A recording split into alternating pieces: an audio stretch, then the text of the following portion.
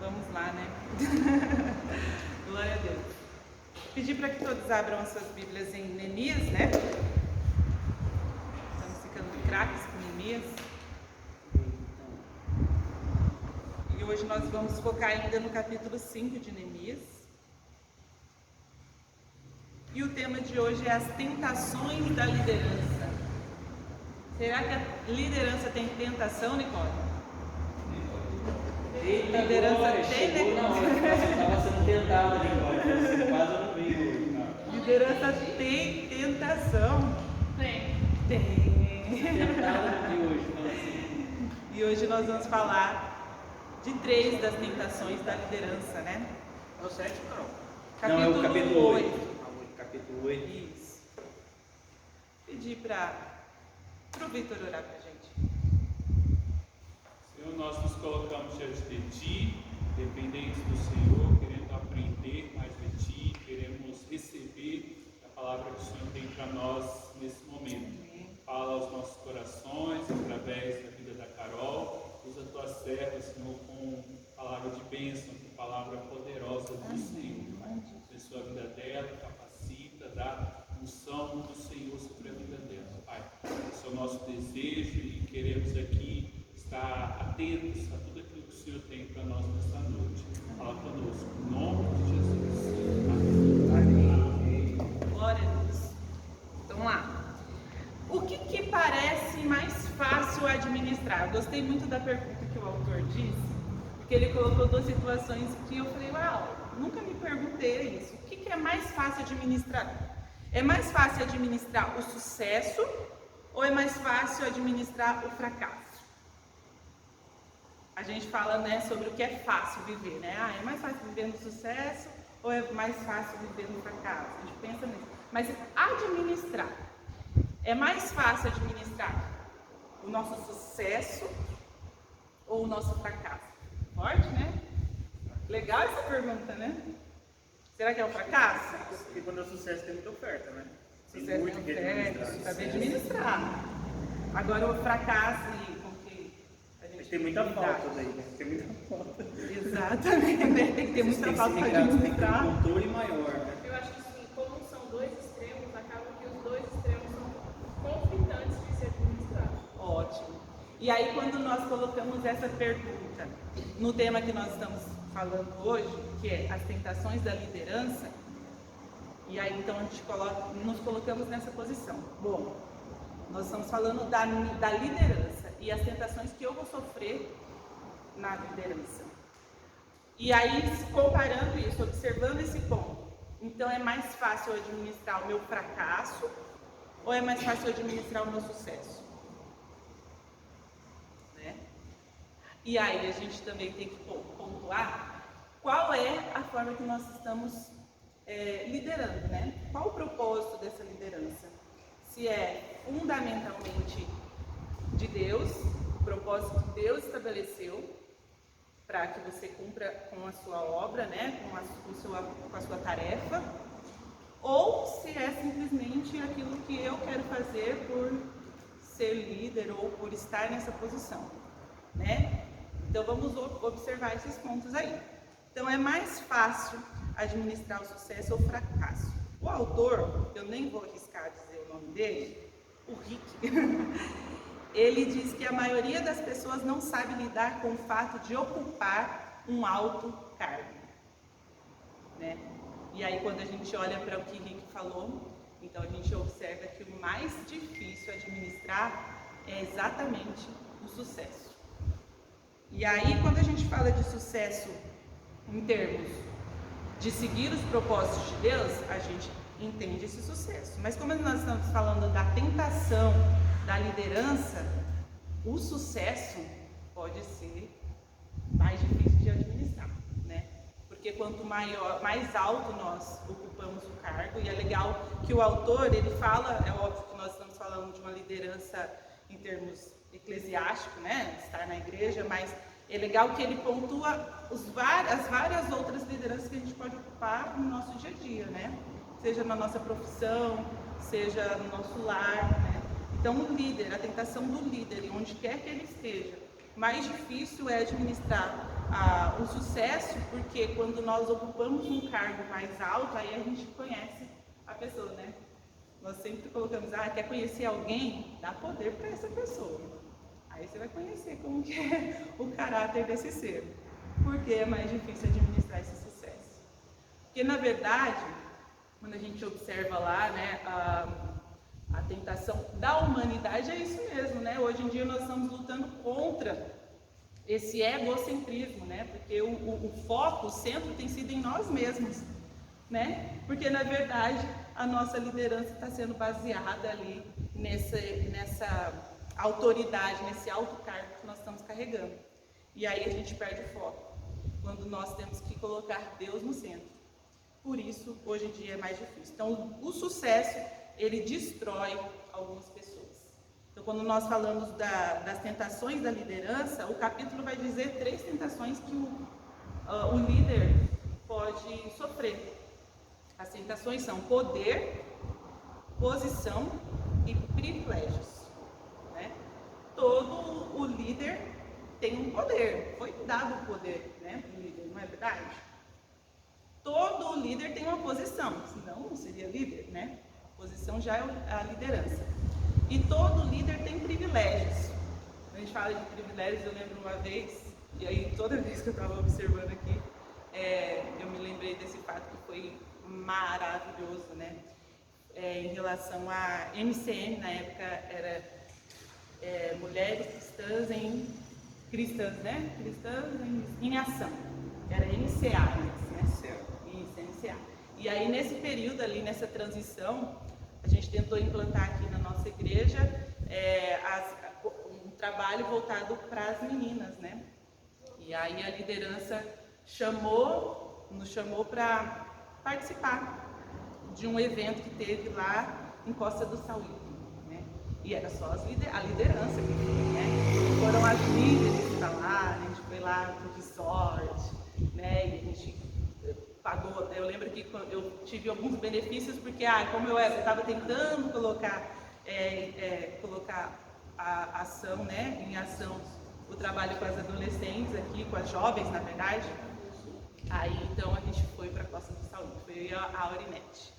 Né? Eu não tenho nem fotos sobre isso, mas eu lembro que foram. No meu Instagram tem um videozinho lá. Mas as minhas fotos eu perdi. Bem lembrado, segundo o Vitor, bem lembrado. Você paga até para entrar. Paga. Mas é tudo all inclusive. Aí você chega lá e você usufrui de todas as vezes, né? Aí eu falava para a Aurinete, gente, que vontade de voltar aqui várias vezes, né?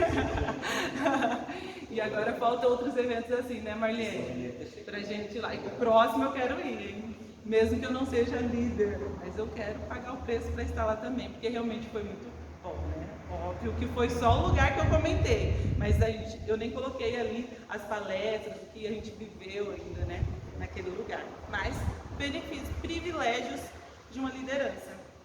Né? E a gente pode observar outros privilégios que uma liderança pode usufruir. Então, se a gente falar sobre o poder, sobre a posição e sobre os privilégios, é normal, é natural do líder. E aí o autor, além de colocar sobre essas vantagens, né, essas vantagens que nós temos, ele também coloca estas mesmas como as tentações que o líder vai sofrer. Então, por que a gente sofre a tentação do poder, da posição e dos privilégios? Porque nós fazemos mau uso disso.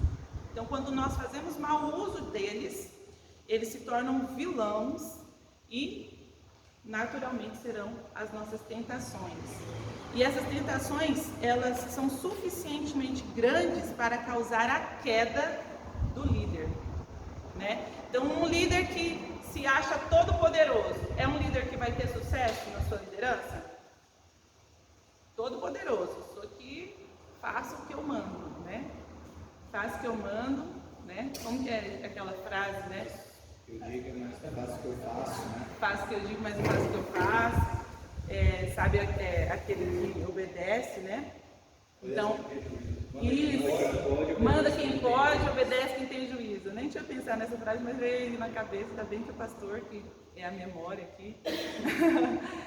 trouxe isso pra gente. E é exatamente isso. Um líder que mostra essa postura é um líder que não vai desenvolver uma liderança saudável, né? Nem vai desenvolver uma liderança, né? Porque naturalmente a gente não vai ter liberdade de ser instruído por alguém que se acha poderoso o bastante, né? E aí, então, nós vamos abrir em 1 Coríntios 10. A gente nem leu Neemias, né? Mas a gente vai ler, tá? 1 Coríntios 10, 12, vou pedir para quem conseguir já ler. Se conseguir encontrar, já pode ler para a gente em voz alta. Aquele, pois, que cuida estar em pé, olhe para que não caia. Exatamente. Então, quando nós olhamos para essas três tentações, que é o poder, a posição e os privilégios, e a gente olha esse versículo, a gente já vê aí uma forma do Senhor nos instruir para termos uma liderança saudável, né? Aquele que julga, que pensa, acha que está em pé. Eu acho muito sábio, né? A forma que esse versículo é escrito, né? É que ele acha, ele julga por si só que está em pé. Cuida, pode cair a qualquer momento, né? Então nós nem estamos em pé, a gente acha estar. E a gente precisa se cuidar.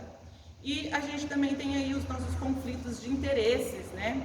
Por que ser líder? Qual é o propósito dessa liderança? O porquê ocupar um cargo de liderança, seja na minha profissão, seja aqui na igreja, seja em casa, seja em alguma atividade que nós vamos fazer em um grupo, né? Por que ocupar a liderança? Qual é o propósito disso, né? E aí nós temos esses conflitos de interesses internos. Também temos o mau uso também desses privilégios, né? Uma citação de Lord Acton, também foi citado no capítulo, o poder corrompe e o poder absoluto corrompe de maneira absoluta, né? Então o poder já corrompe. Tem poder, vai corromper, né? A gente olha isso muito claro na política, né? Por que nós não vimos uma mudança tão clara em um governo? Porque é muito fácil você se corromper lá dentro, né? Você pode até entrar ali com propósitos corretos, íntegros, mas lá no meio do caminho, com o seu poder, com o poder que você vai adquirir, pode ser que você se corrompa. E aí a gente nem vê, é difícil a gente encontrar um político que fala, aquele dali teve uma boa história, foi um bom governo, porque esse cara foi íntegro, né? Porque ele conseguiu cumprir com aquilo que ele tinha como propósito no início e ele foi até o fim, ele não se corrompeu. Mas é difícil você não se corromper com um poder absoluto. E quando você tem um poder absoluto, você também pode se corromper de uma maneira absoluta, né, por completo. Vamos então voltar lá para Neemias. Neemias 5, do versículo 14 ao 19. Diz assim: além disso, desde o 20º ano do rei Artaxerxes, quando fui nomeado governador deles na terra de Judá, até o 32º ano do seu reinado, durante 12 anos, nem eu, nem meus irmãos comemos da comida destinada ao governador. Mas os governadores anteriores, aqueles que me precederam, puseram um peso sobre o povo e tomaram dele 480 gramas de prata, além de comida e vinho. Até os auxiliares oprimiam o povo, mas por temer a Deus, não agi dessa maneira. Ao contrário, eu mesmo me dediquei ao trabalho deste mundo. Todos os meus homens de confiança foram reunidos ali para o trabalho, e não compramos nenhum pedaço de terra. Além do mais, 150 homens entre os judeus do povo e seus oficiais comiam à minha mesa, como também pessoas das nações vizinhas que vinham visitar-nos. Todos os dias eram preparados à minha custa um boi, 6 das melhores ovelhas e aves, e a cada 10 dias eu recebi uma grande remessa de vinhos de todo tipo. Apesar de tudo isso, jamais exigi a comida destinada ao governador, pois era demasiadas as exigências que pesavam sobre o povo. Lembra-te de mim, ó Deus, ó meu Deus, levando em conta tudo o que fiz por este povo. E aí então, Neemias está dando ao povo ali o exemplo dele, né? A gente já pode começar aí, né, do poder ali de Neemias, mas olha só quanta coisa que a gente vai poder usufruir desse texto, né? Então, primeiro aí Neemias falou sobre a sua posição. Neemias, ele era um governador, né? E aí ele governou ali, ele fez a contagem ali no texto e deu 12 anos de governo.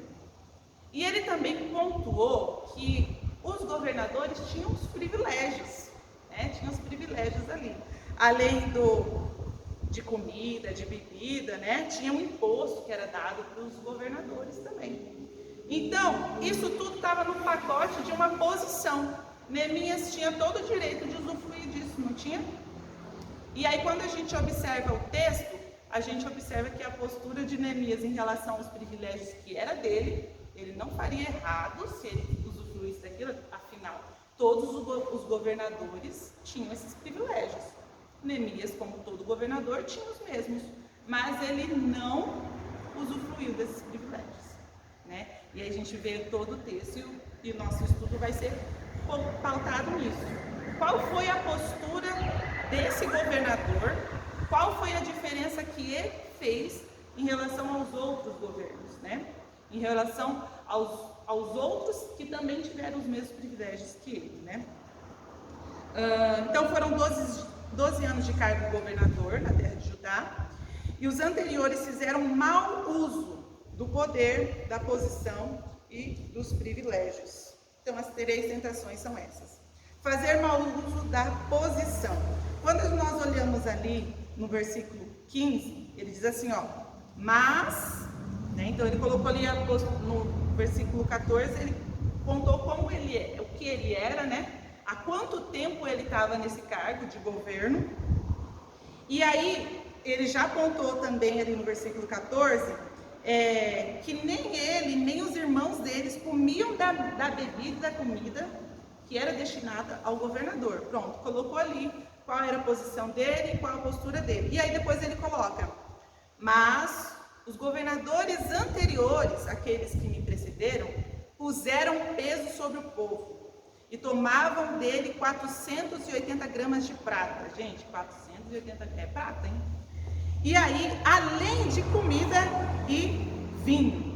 Até os seus auxiliares oprimiam o povo, ou seja, até os auxiliares desses governadores oprimiam o povo, né? Vinham com esse poder, usufruía desse poder aí, né? Deixa eu ver onde eu estou. Tá. Mas, por temer a Deus, não agi dessa maneira. Então, aquilo que eu disse, era um privilégio do governador, dessa posição. Neemias era um governador, ele estava nessa posição. E ele podia usufruir dessas bênçãos, porém, ele falou, mas, por temer a Deus,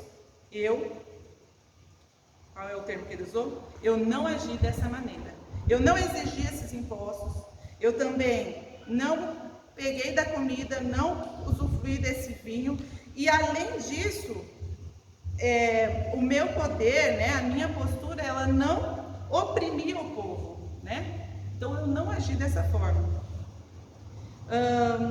Os governadores anteriores agiam assim, né? Impostos excessivos, cargas injustas, e eles não tinham compreensão nenhuma da situação daqueles que estavam sendo governados por eles. E aí quando a gente olha para Neemias, né, de tudo que a gente já aprendeu aí nesses estudos todos que foram ministrados, a gente observa que Neemias sabia o que estava fazendo. Além dele ser governo, né, governador ali naquele grupo, ele sabia qual era a posição dele, ele sabia qual era o propósito daquele movimento, né, daquela ação. Então, o poder transforma. ele também pode subir para a cabeça, né? Então, o mau uso da posição traz esse poder aí que excede, né? Que pode subir a cabeça, qualquer poder pode subir a nossa cabeça, a gente tem que ter muito cuidado com isso, né? O resultado é menosprezo e exigências excessivas.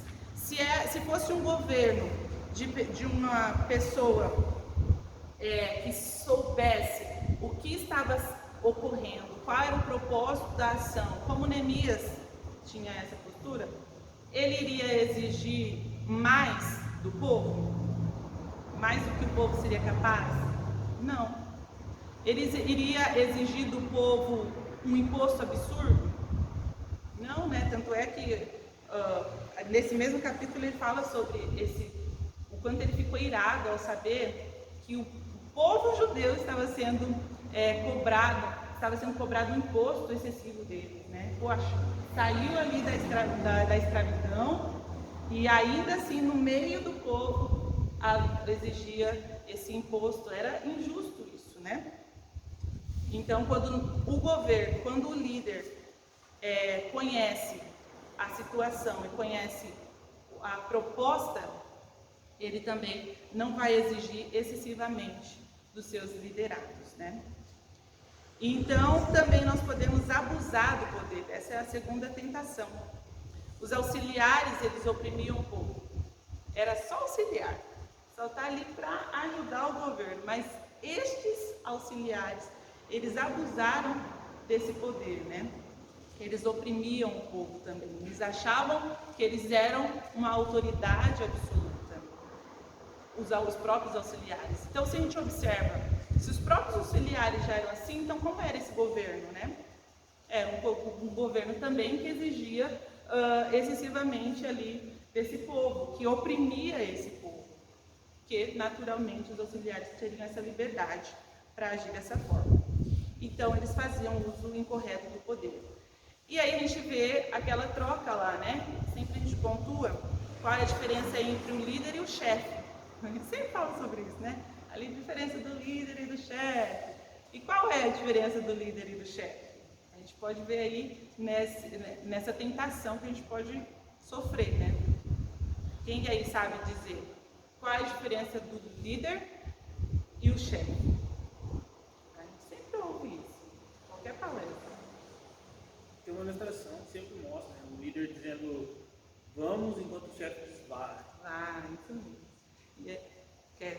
É isso, é exatamente isso. Por quê? O líder... O chefe depende do cargo para chefiar.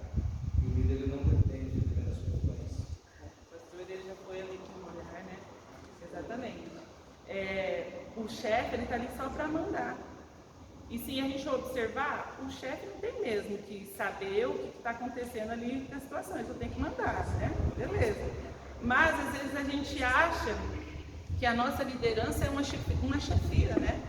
A gente acha que estar em uma liderança, ocupar um cargo, seja uma postura de um chefe. E nem sempre é assim. Pode ser que você vai ser um chefe, sim, né? Lá na universidade, sabe, né?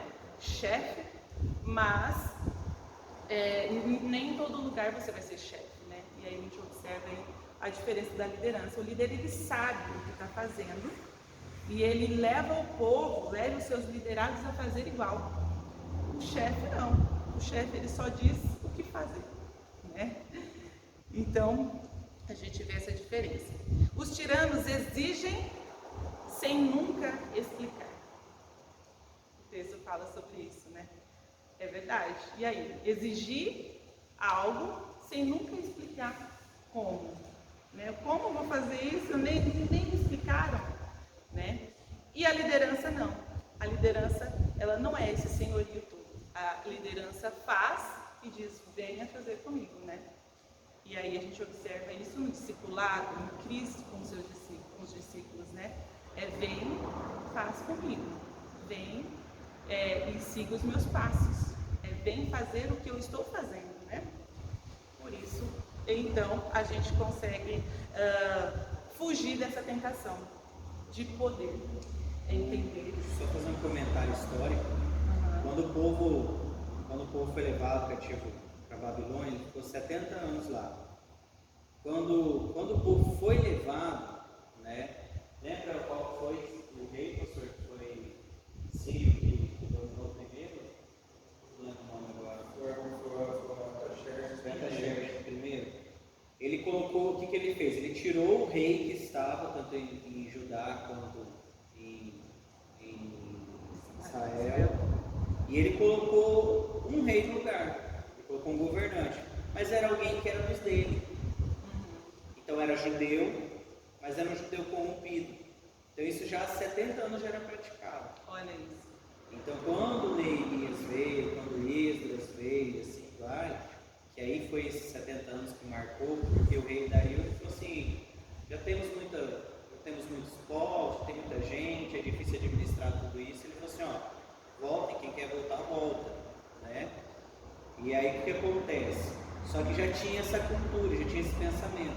Então quem governava era um judeu, mas era um judeu que ele não tinha lei do Senhor no coração, né? Então ele não, nós estamos vendo cada capítulo, né, de Neemias, ou cada capítulo do livro, que ele fala, né, de princípios que foram quebrados. Por quê? Porque a lei já tinha sido esquecida, e foi por causa do esquecimento da lei que foi levado o povo cativo para a Babilônia. Então, porque o povo já tinha esquecido de Deus, já tinha esquecido da lei já. Você lê as histórias dos reis de Israel, os reis de Judá, principalmente de Israel. Israel se perdeu bem antes de Judá ainda. Mas os reis de Judá, você vai ver assim que os caras já tinham esquecido totalmente. Era um ou outro que vinha fazer uma reforma religiosa, mas impressionante que o filho do cara que fez a reforma religiosa, o cara fazia pior. Isso. Tanto é que nos capítulos posteriores, né, quando o muro já está construído, foi preciso que lessem, né, se tivesse um escriba ali, lesse toda a lei do povo, para o povo se recordar das leis do Senhor, né, dos mandamentos. E aí sim ter toda essa reconstrução, até mesmo de intimidade com Deus, né? Esdras conta a história de quando acha o livro. Os caras estavam fazendo uma limpeza no templo e acharam o livro. Viram que era um livro diferente. Bem assim. Levaram para Esdras e Esdras viu que era. E foi lá que era lei. Tipo assim, olha aqui, cara. Mas você vê que assim, que no acaso, né? No acaso o Senhor cumpre propósitos, né? Porque já havia sido construído o muro, né? Você vê que o Senhor, ele tinha esse propósito realmente de trazer esse povo, né, de volta a Jerusalém. Então já foi uma reconstrução física. E ali, eu achei um livro. Não, fazia parte também do propósito de Deus. E o achar o livro também trouxe uma reconstrução em termos de vida com Deus, né, para aquele povo também. Legal, muito bom a sua colaboração, pastor Lucas. E o terceiro é tirar lucro dos privilégios, né? E ainda em Neemias 15, ele fala lá no final, né, do versículo 15.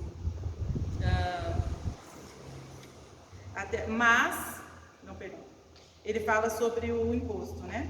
480 gramas de prata, além de comida e vinho.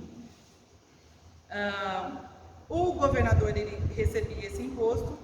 A liderança tem privilégios, mas exige muito da gente que não sabe. A liderança tem privilégios, mas existe muita gente que não sabe lidar com isso. Saber lidar com os privilégios também faz parte de uma liderança saudável. Saber lidar com os privilégios também é saber lidar com as tentações do privilégio, né? E aí, quando a gente observa o final desse versículo, ele fala: mas por temer a Deus, eu não agi dessa maneira. Né? Então, Neemias pontuou ali o erro desses governadores anteriores, e ele falou: mas porque eu temo a Deus, eu não agi dessa forma. Um líder fora do normal foi Neemias, né? Ele não seguia esses padrões, né? Ele viveu ali 12 anos e ele não comeu da comida que era destinada a ele, ao governador.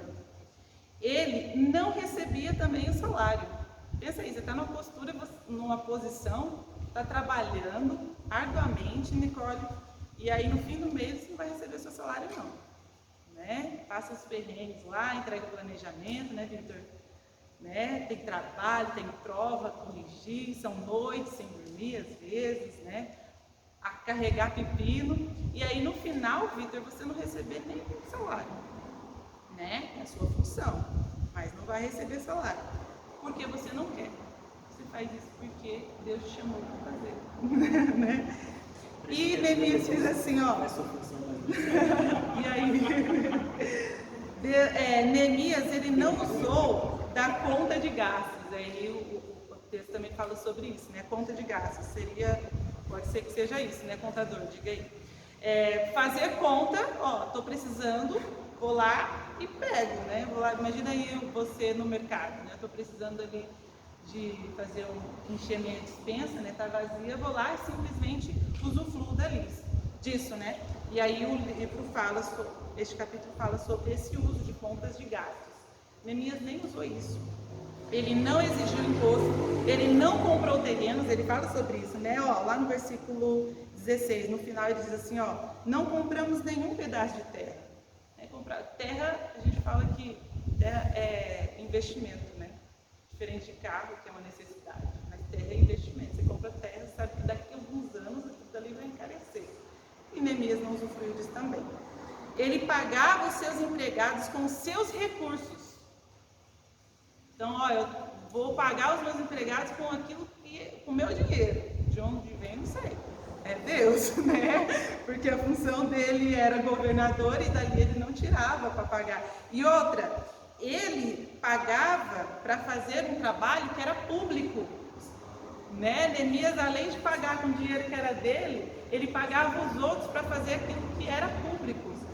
E ele também alimentava mais de 150 pessoas com seu dinheiro. E era diariamente, 150 pessoas, né? E aí, um líder fora do normal, né? Ele literalmente, ele resistiu por completo à tentação dos privilégios, a ponto de nem usufruir deles. Qual era o segredo de Neemias, gente? O que fez com que ele não abusasse do seu poder, do seu cargo e dos seus privilégios, né? E aí a gente observa aí 3 pontos também. A maneira de manter a sua integridade como líder. A primeira é, torne mais profunda a sua reverência a Deus. Neemias fez isso. A reverência de Neemias era nítida até mesmo na sua fala. Por temer a Deus, eu não agi dessa forma. Por temer a Deus, eu não fiz como os outros haviam feito. Mais interessante, o maior interesse é agradar a Deus do que a si mesmo. O foco de Neemias não era agradar a ele, e sim a Deus. Neemias saiu lá da posição que ele estava, por quê? Por que ele saiu de lá? Por que ele foi para Jerusalém? Um propósito, né? E era um propósito dele? Não. Foi escritinho, claramente, o objetivo era reconstruir o muro. Esse propósito vinha de Deus. Então, o interesse de Neemias era agradar a Deus, não a si mesmo, né? Neemias, ele foi enviado por Deus para reconstruir os muros de Jerusalém. Vamos abrir em Salmo 75. Salmo 75, 6 e 7.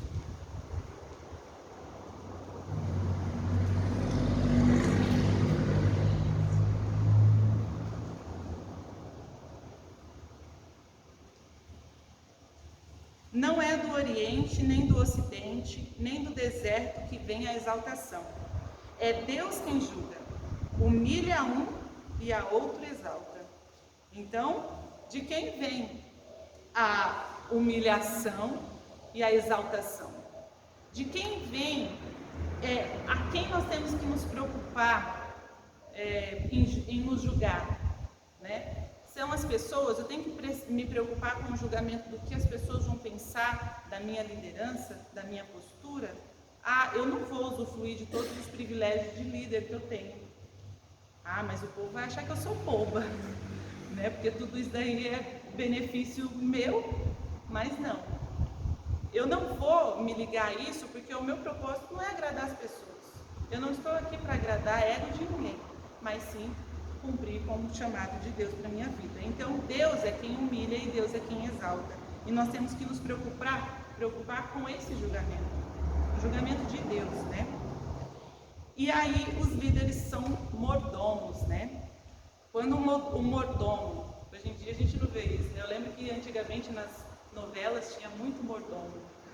Hoje em dia nem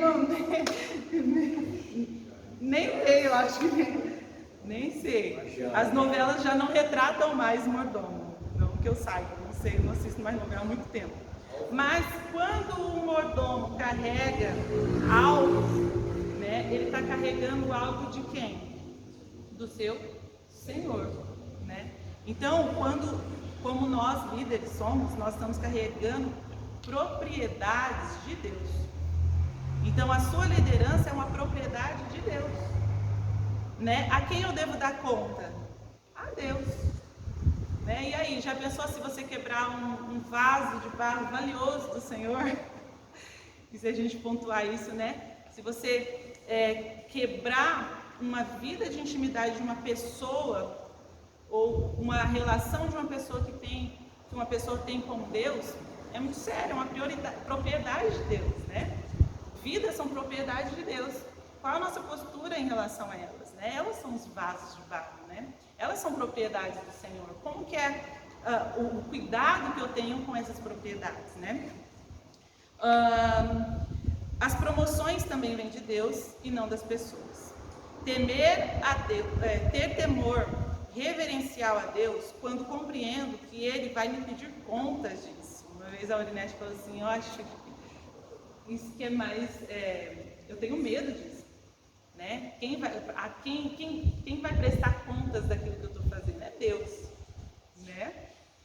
Então, ter temor reverencial a Deus quando compreendo que é Ele que vai pedir contas. Vamos abrir ainda em Salmos também, 111, no versículo 10. Ele diz assim, ó: o temor do Senhor é o princípio da sabedoria. Todos os que cumprem os seus preceitos revelam bom senso. Ele será louvado para sempre. O temor do Senhor é o princípio da sabedoria. E precisamos dela para liderar, né? Em Hebreus, vamos lá em Hebreus 13, o que está escrito lá? Hebreus 13, no versículo 17. Quem achar pode ler. Obedeçam aos seus líderes e sejam submissos a eles, pois zelam pela alma de vocês, como quem deve prestar contas. Que eles possam fazer isso com alegria e não gemendo. Do contrário, isso não trará proveito nenhum para vocês. Uau! Então aí, eles prestarão contas a Deus, né? Os líderes, os pastores. E aí, nós temos que obedecer essa autoridade. Eu gosto muito desse versículo, né? Porque ele fala sobre essa alegria. Quando nós obedecemos, a alegria nesses líderes, né? Deus vai nos julgar. Pastores e líderes prestarão contas a Deus. Isso te assusta? Né? O princípio de mordomia, ele é universal, né? Não é só para pastor e líder, né? Sim. Todo cristão, ele tem que ser mordomo. Sim. Né? Então, quem criou os céus e a terra? Deus. Então, nós somos mordomos. Gênesis 2:15 fala sobre isso, né? Que Deus colocou o homem como zelador do jardim, né? Então, tudo é dele. Então, a mordomia não é só do líder, nem só do pastor, é de toda a humanidade. Né? Exatamente. Todo cristão, né? Exatamente. Foi dada a toda a humanidade, mas é obrigação do cristão. Afinal, nós convivemos, né? Nós vivemos em sociedade. É necessário, então, nós agirmos com a humanidade, com a sociedade, com esse valor, entendendo que é propriedade de Deus, né? E vamos lá. O segundo ponto é desenvolver o amor pelas pessoas, que aí cabe isso que o Lucas falou, né? Que é uma responsabilidade de todo cristão, né? Então, a primeira maneira de nos mantermos íntegros como líderes é entender que nós temos que ter uma reverência profunda com Deus. É ele a autoridade, é a ele que eu preciso prestar contas. E segundo desenvolver um amor pelas pessoas. Neemias fez isso, né? Aí Neemias, no capítulo 5, versículo 16 e 17, ele disse, ao contrário, eu mesmo me dediquei ao trabalho deste muro. Todos os meus homens de confiança foram reunidos ali para o trabalho, e não compramos nenhum pedaço de terra. Além do mais, 150 homens, dentre judeus do povo e seus oficiais, comiam à minha mesa, como também pessoas das nações vizinhas que vinham visitar-nos. Todos os dias eram preparados à minha custa um boi, 6 das melhores ovelhas e aves, e a cada 10 dias eu recebia uma grande remessa de vinhos de todo tipo. Apesar de tudo isso, jamais exigia comida destinada ao governador, pois eram demasiadas as exigências que pesavam sobre o povo.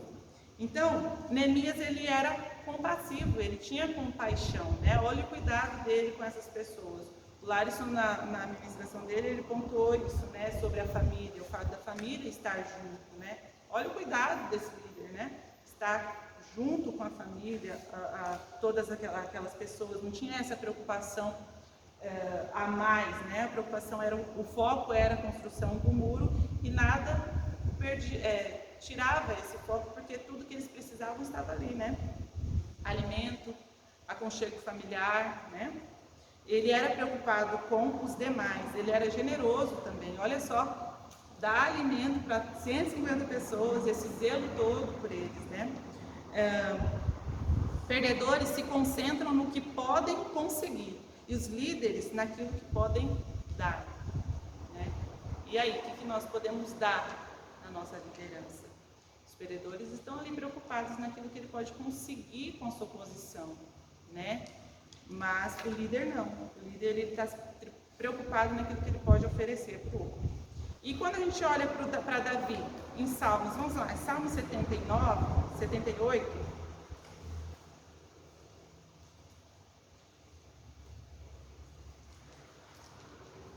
No versículo 72, ele diz assim: de coração, não, vamos ler o 70, 71, 72. Salmo 78, versículo 70, 71, 72. Escolheu o seu servo Davi e o tirou do aprisco das ovelhas, do pastoreio de ovelhas para ser o pastor de Jacó, seu povo, de Israel, sua herança. E de coração íntegro, Davi os pastoreou, com mãos experientes os conduziu. Então, Davi, ele foi um pastor exemplar, né? Ele pastoreou essas pessoas com coração íntegro e ele fazia isso com experiência. Esse versículo também pode trazer fundamento para a nossa postura de líder, né? E em 1 Tessalonicenses 2, vamos lá rapidinho. 1 Tessalonicenses 2, versículo 8. Quem lê pode, ou quem encontrar pode ler.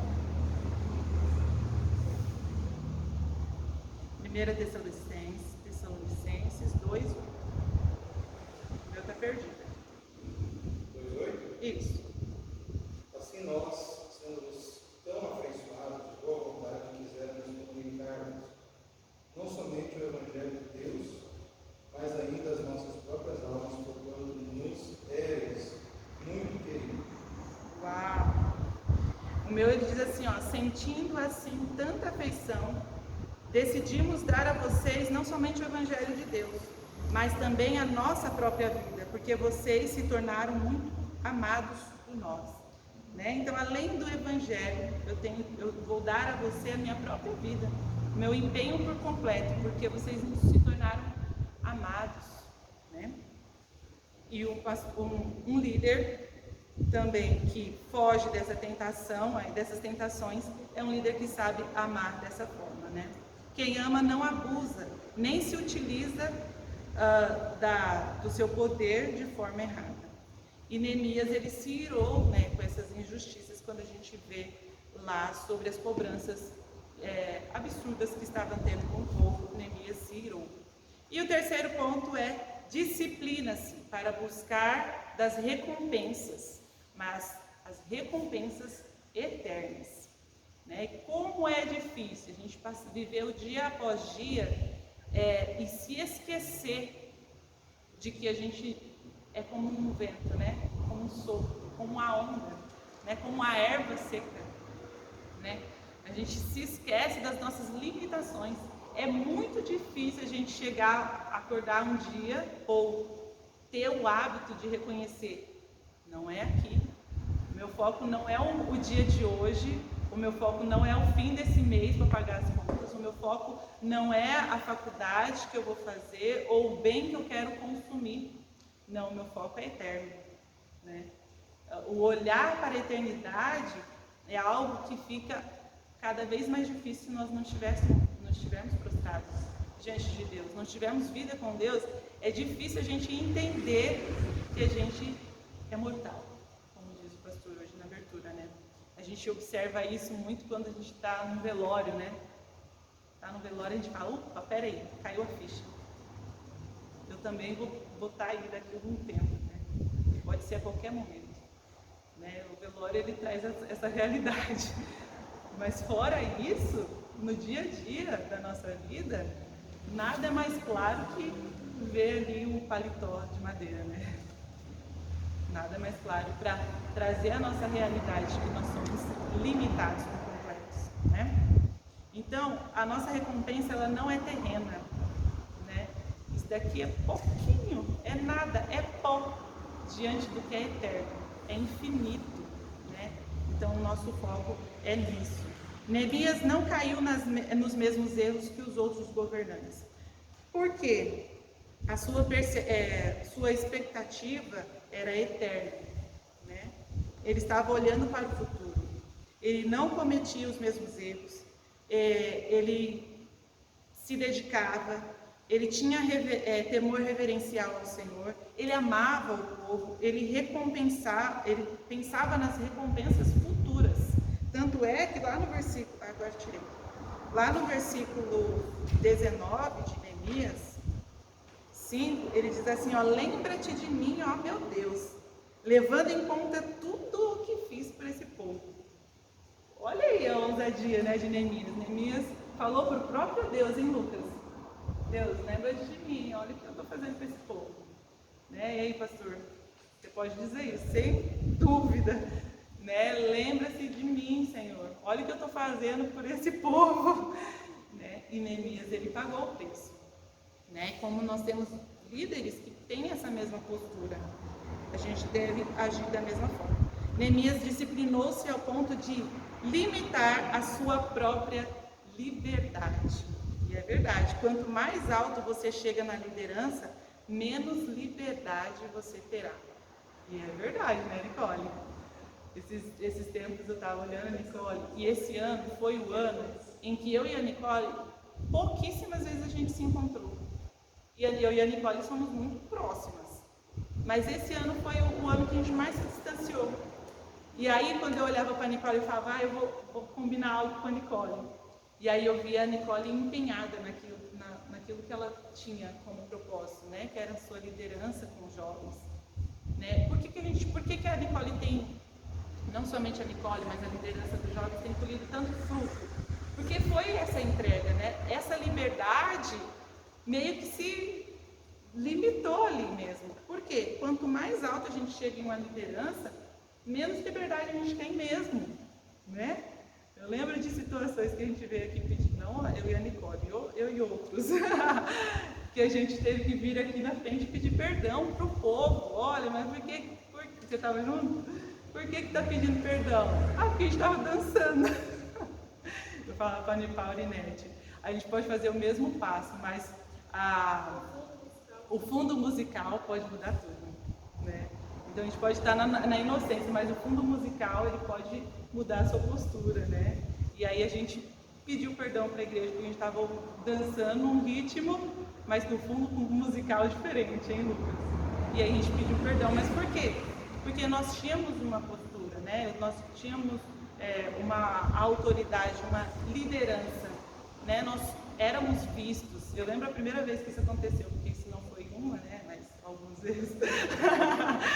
Mas a primeira vez que isso aconteceu foi numa festa de casamento de um amigo nosso, de um casal de amigos nossos, e o Larison era novinho na fé.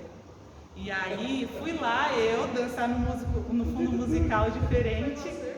Foi, E aí o pastor ligou para mim: Carol, tudo te é lícito, mas nem tudo convém. Você já parou para pensar no Larison que está lá? E eu falei: pastor. E aí eu lembro que eu morava em Aquidauana, isso. Ele me ligou lá porque não. E aí quando eu voltei aqui, eu fiz um compromisso. Falei: Larison, chega aqui. Não sei se o Larison vai lembrar, a gente estava na casa da Isabela. Vem aqui que eu quero te pedir perdão, porque eu dancei na sua frente um fundo musical que não favorecia. Mas por quê? Uma liberdade que se limita, né? Então, quanto mais alto eu tenho como uma postura de liderança, menos liberdade eu vou ter. Ele liberou perdão, né? Ele falou: vai, não peques mais. Não falou não, tô brincando, mas foi quase isso. Tô brincando. Mas assim, é isso mesmo, quando nós somos líderes, a nossa liberdade também se limita, né? Ela fica escassa. E foi bom o autor pontuar isso, né? Mais se exige de líderes. Trabalhador é digno de salário. Em 1 Coríntios 9, do versículo 1 ao 12, vai falar sobre isso. Só que os perdedores concentram a sua atenção nos seus direitos, mas os líderes em suas responsabilidades. Eu posso fazer o que eu estou fazendo, não é nada de errado. Porém, não é esse o foco. É a minha responsabilidade como líder que é o centro. Neemias tinha direitos de governador, tinha poder necessário para resistir às 3 tentações, porque ele fazia 3 coisas. Ele tinha o temor reverencial pelo Senhor, ele amava o povo e ele disciplinava-se a si mesmo e olhava as suas recompensas eternas. E nós, como nós podemos fazer para resistir isso? O líder é tentado a utilizar a sua liderança para obter vantagens pessoais. Para a gente resistir a essas tentações, o autor diz assim, pergunte constantemente: por que estou fazendo o que eu faço? Só. Né? Essa é a postura. Nós temos que perguntar constantemente: por que eu faço o que eu estou fazendo? Né? Por que nesse ponto, ou nesse ministério, eu estou agindo dessa forma? Isso é o que Deus espera, né? Deus não se esquecerá do trabalho de vocês. Ele promete isso em Hebreus 10, ou 6:10. Deus não se agrada de líderes que abusam da sua posição, do seu poder e dos seus privilégios. Moisés, ele bateu na rocha. O que era para fazer? Falar com a rocha, né? E aí a consequência foi simplesmente não entrar na terra prometida, né? Imagina você passar por tudo que passou. É óbvio que não era o foco de Moisés, né? Mas ele não entrou na terra prometida porque ele bateu na rocha ao invés de falar com ela. E Davi e Betseba, né? Essa relação que eles tiveram ali, né? A forma que Davi agiu com essa relação. Óbvio que foi errôneo, né? Mas a consequência foi que ele perdeu o seu primeiro filho dessa relação, né? E quando a gente olha para Saul, que desobedeceu a Deus, ele simplesmente perdeu o trono, né? Então são posturas das pessoas. O maior entre vocês deverá ser os seus servos. Líderes que estão abusando do poder, da posição e da prioridade, não têm reverência pelo Senhor, eles não amam as pessoas e eles estão vivendo para o momento e não para a eternidade. Então, quando eu e você, líder, abusamos do poder, abusamos da autoridade, da posição e das prioridades que a gente tem, é um merchanzinho, né? A gente observa que nós não estamos agindo como reverência a Deus, né? Nós não estamos amando as pessoas, né? Então, quando a gente age com poder excessivo, né, achando que os privilégios são só meus, será que eu estou amando as pessoas? Não, é claro que não, né? E a gente está vivendo para aquilo que é momentâneo, vai passar, né? Até a sua liderança vai passar, né? A gente tem que estar com foco eterno. Como será o seu encontro com Deus? Vamos abrir em Mateus 25, é o último, a gente já acabou. Mateus 25, 21. Diz assim, vou abrir mais.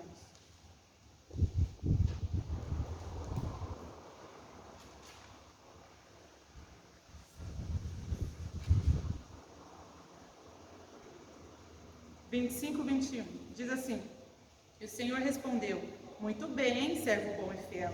Você foi fiel no pouco e o porei sobre muito. Venha e participe da alegria do seu Senhor. Como será o seu encontro com Deus?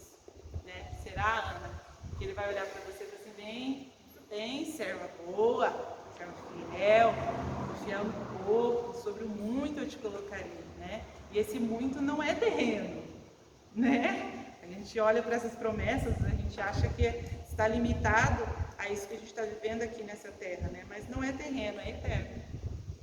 Então, quando nós vamos nos encontrar com Deus, a gente consiga ouvir isso dele. Amém? Aleluia. Pedir para o pastor. Gente, faz muito tempo que eu não fico aqui na frente, eu tô nervosa, acredita? E eu falei muito.